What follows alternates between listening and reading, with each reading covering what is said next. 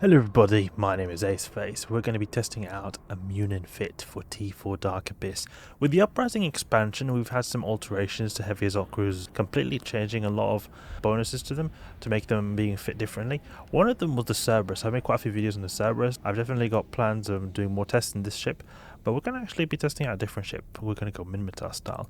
We're going to go with a Muninn. And the Muninn has actually been made to a missile-based ship. It's not a autocannon or projectile turret ship anymore. It's a missile-based ship. And this ship is very interesting because it's got some very nice resist, and it's actually got a really great resist profile for the Dark Abyss, because in the Dark Abyss, the heavy hitters are the Sancha and Cinnabal waves, especially the Cinnabal waves, because they're usually able to hit you, because in the dark side you go really fast and optimal range is reduced, but the Cinnabal room, they have so long range and they are able to track so well that even if you go fast and you keep a range, they're still going to be able to hit you, and they do a lot of EM damage. So we're using this ship here, and in particular it has a lot of EM resistance armor, so that's great. So I'm just trying to amp up the explosive resist. I'm wondering even if I don't even need to have this reactive armor hardener, just put an explosive resist module, but I'm just having it just so it can resist slightly over time. We've got 2 Tech 2 armor pairs, reactive armor hardener, we've got Bayloading Accelerator and Explosive Armor Reinforcer 2, just to get some extra explosive resist, because we need this here. Without this, we've got really low explosive resist. We've got 2 webs to increase application, and then an afterburn. Now we're pretty slow because of this rig, because it nerfs our speed, but I think it's a good choice to have it, because we need some extra explosive resist. So we are going heavy assault missile style, the missile ship, or the missile type of choice, I think, for DPS in the Abyss. So we've got 780 DPS, pretty bad range. That's a big downside to the ship. The range is really bad, but it's got good application though, so that's something that is really great about it. It does have some bonuses to the explosion velocity, so this ship actually is able to naturally apply pretty well. So I'm wondering if this Webifier here, the second one, is worth it, or I could go for perhaps a missile guidance computer. Then you can alter application with a precision script, or you can alter the range of the range script depending on that situation. But dual web should really be great for application, so we'll see how it is. If the application is too good, we can consider changing a computer here to get some extra range if we ever need it, but we'll have so great range. Okay, let's do this. It's also a very cheap fit as well, so that's just something to note, because I wanted to find cheap ships for T4 Abyss. Okay, I have a feeling that the price for the T4 Darks are gonna go up because of how they're gonna be more easily done by the Cerberus and the Muninn, for example. Or at least I think the Muninn is. Definitely the Cerberus is a lot easier.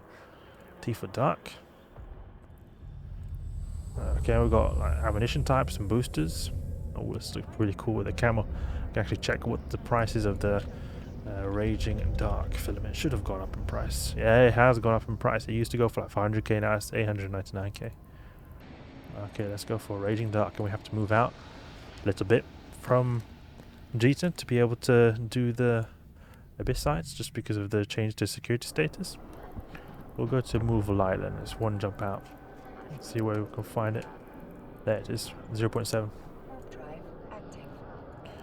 Let's go with Nova Rage. Dual webs. Should be alright. And we've got the Hornets for some extra DPS, DPS 1. It's really strange, you know, this ship used to be a projectile-based ship, now it's suddenly a missile-based ship. Interesting change. You can also have pretty good shield resist, because this ship actually gets shield resist bonuses. The reason I'm opting in for the armor is because the armor has actually got very good buffer. It's got 2.8k HP buffer, and then it's also got really good resists in the EM department, and that's very important when you're in the dark sides, because the biggest hitting damage type I usually find in the dark sides being EM, because the Cinnabals are usually the ones able to hit you. But the shields could also be an option, because we still get bonuses there, and in fact we have more explosive resist, so in that way it could be better for Triglavians. Not as much thermal resist. We could put maybe some more like multi-spectrum or something like that, but it's difficult with the slot layout to get good application and tank at the same time, but could be an option. Let's see if we can find we can just go to one of these bookmarks. I think it might be a safe. Actually, no, this is 1,000 kilometers away, so probably not. Let's warp to one of these planets, warp within 100 and make a safe. I'll put never, that it never expires. But it could be an interesting choice to go with a shield-based ship, and then completely ditch all these armor modules. Put like a large shield booster, perhaps you'll be able to fit it.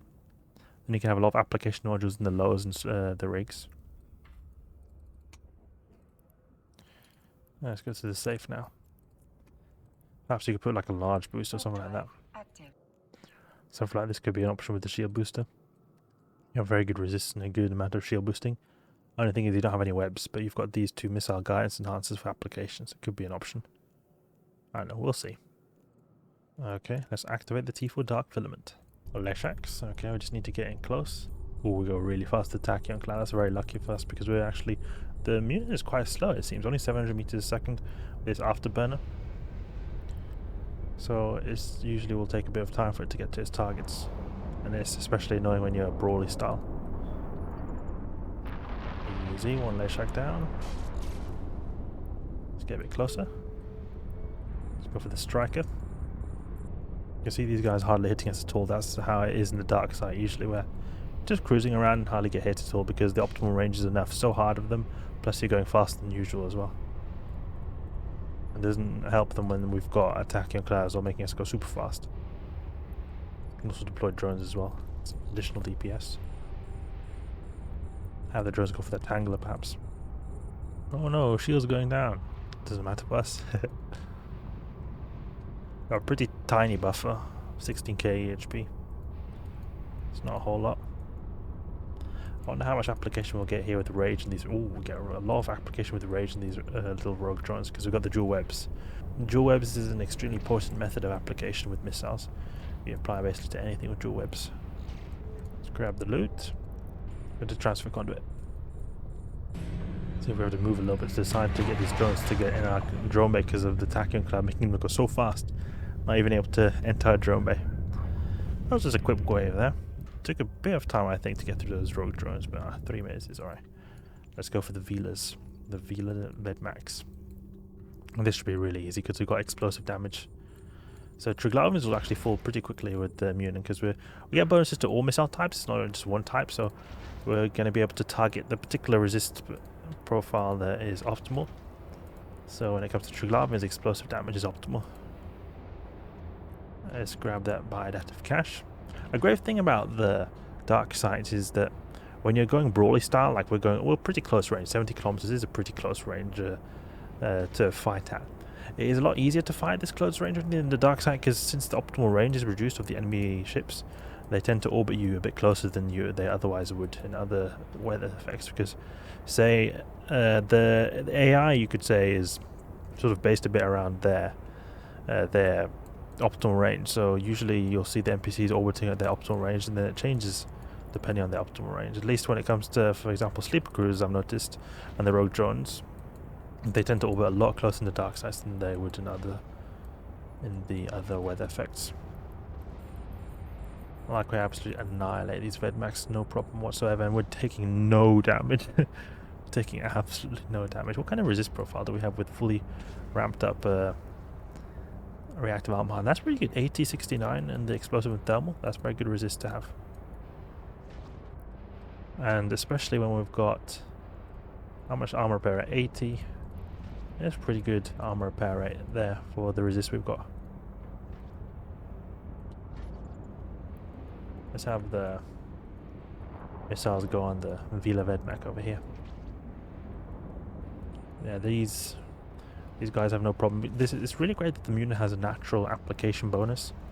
It makes it go even better than it otherwise would, because the Cerberus, I don't think it has a natural application bonus. Rather, it has a Cerberus. It has a bonus to range. So, unlike the Muninn, which has pretty bad range in missiles, the Cerberus has a very long range.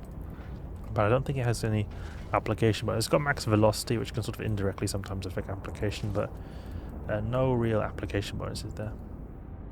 Sort of like the Cerberus is a sniper, the Muninn is like a mosquito killer. Okay, go for the blinding Vela. Whoa, we apply so well to these tiny frigates, especially when we're hitting their optimal damage profile.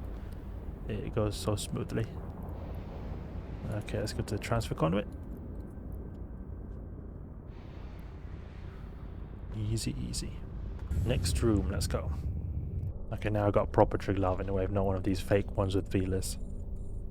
We'll see how smoothly this will go, but I think it'll go really smoothly. Vedmak wave as well. They tend to be a bit more difficult. We've got this anchoring down link. Let's see how quickly we take him out. Should go pretty quickly with that application. 500 volley, 800 volley is nice to see. Great. Look at that. Look at that application. Amazing. Amazing application of this Muninn. Okay, Damavic's down. Time for Vedmax. We're pretty much still now, but we can go to the Reactive cache and sort of orbit the origin conduit when we're there.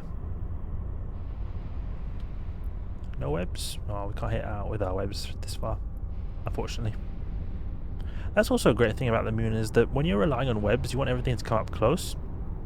Then, if stuff is, if you're going to be using your webs on stuff anyway, then you're not going to really benefit too much from having stuff being able to like hit really far out.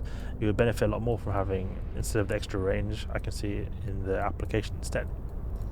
So you're like, this is a really nicely close range equipped ship, because the Cerberus can use 2 webs. It's very difficult to fit a good tank on it, but if you are to use 2 webs on a Cerberus, then you're going to be forced to have to fight close range, but then you're not going to then take advantage of your long range as much. That's sort of like a wasted bonus. It still comes to use when you're using the missiles at long range, because you can obviously shoot them at long range, but you're not going to get the full damage at long range. And many ships basically out-rep you when you've got no webs on them, especially in a dual web ship. So this seems really great here with the Muninn. I mean, look at that. No damage is taken whatsoever. Our armor is barely budging. And we're not using any boosters either. We could obviously use boosters and get even more tank. Get more application as well from a crash booster.